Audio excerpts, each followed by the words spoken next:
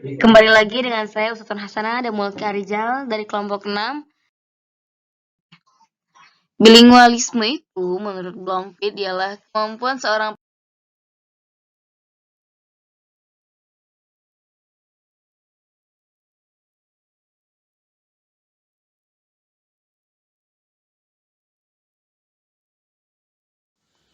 Pembahasan selanjutnya yakni mengenai diglosia.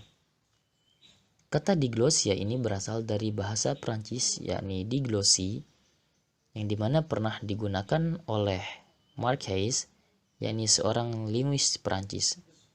Namun kata diglosia ini mulai terkenal ketika disampaikan atau digunakan oleh seorang sarjana yang berasal dari Stanford University, yaitu C.A. Ferguson pada tahun 1958 dalam simposiumnya tentang urbanisasi dan bahasa-bahasa standar.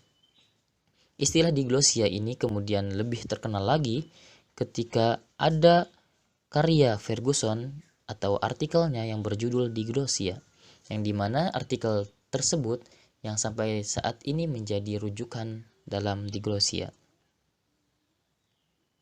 Ferguson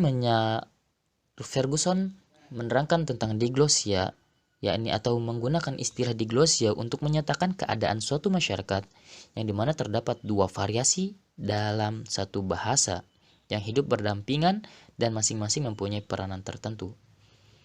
Bisa disimpulkan bahwasanya bisa disederhanakan, diglosia ini adalah adanya satu bahasa yang memiliki beberapa variasi dan variasi tersebut memiliki fungsi masing-masing.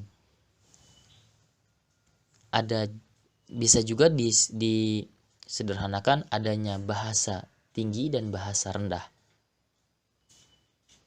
Biasanya bahasa tinggi ini digunakan untuk bahasa yang lebih halus atau lebih digunakan kepada orang-orang yang lebih tua, dan juga ada yang disebut bahasa rendah yang digunakan untuk ngobrol biasa atau untuk berbicara dengan teman sebaya. Jadi dalam diglosia ada istilah bahasa tinggi dan bahasa rendah. Contohnya di bahasa Arab kita ketahui bahwasanya ada bahasa Arab Fusha, yang dimana bahasa Arab ini disebut dengan bahasa Arab tinggi karena bahasa Al-Quran. Kemudian ada juga bahasa Arab rendah. Bahasa Arab rendah ini bahasa Arab selain bahasa Al-Quran, selain yang Fusha. Itu disebut dengan bahasa Arab rendah atau ad-darij. Nah, di Indonesia sendiri ada bahasa Jawa yang dibedakan, setidaknya ada 3, ada bahasa Jawa Ngoko, kemudian bahasa Jawa Kromo Alus, kemudian ada bahasa Jawa Kromo Inggil. Nah, 3 bahasa ini sama-sama bahasa Jawa, namun variasinya berbeda, memiliki fungsi juga yang berbeda. Bahasa Ngoko biasanya digunakan oleh teman-teman sebaya atau berbicara dengan seseorang dengan teman sebayanya. Kemudian Jawa Kromo Alus biasanya digunakan oleh seseorang yang berbicara dengan orang yang lebih tua. Dan Kromo Inggil biasanya digunakan untuk berbicara dengan kaum bangsawan atau kaum kerajaan. Itu fungsi-fungsinya. Satu bahasa memiliki variasi-variasi yang memiliki fungsi masing-masing dalam satu daerah. Itu yang disebut dengan diglosia. Simpelnya seperti itu, diglosia. Kemudian adakah hubungan diglosia dengan bilingualisme? Nah, di sini ada bagan mengenai diglosia dan bilingualisme, yang dimana ada hubungan diglosia dan bilingualisme atau dalam satu daerah tersebut atau masyarakat tersebut, keadaan masyarakatnya memiliki diglosia dan memiliki bilingualisme. Kemudian ada juga yang memiliki bilingualisme tanpa memiliki diglosia. Kemudian ada yang memiliki diglosia namun tidak memiliki bilingualisme. Ada juga masyarakat atau daerah yang tanpa bilingualisme dan tanpa diglosia.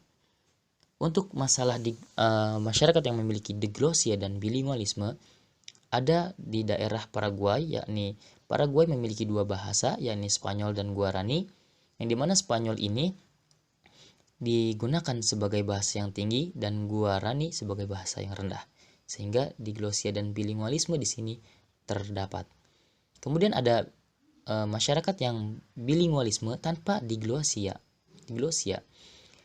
Masyarakat ini yakni masyarakat Montreal, contohnya Montreal, Kanada, yang dimana masyarakat Montreal, Kanada ini dia mempunyai dua bahasa yang namun dalam penggunaannya sama-sama rata gitu, tidak ada perbedaan. Kemudian ada juga diglosia tanpa bilingualisme. Ini terjadi pada zaman Rusia sebelum Perang Dunia Kedua, yang dimana kaum bangsawan Rusia menggunakan bahasa Prancis dan orang Rusia itu menggunakan bahasa Rusia. Keduanya tidak pernah bertemu. Kemudian ada juga yang tanpa bilingualisme dan tanpa diglosia.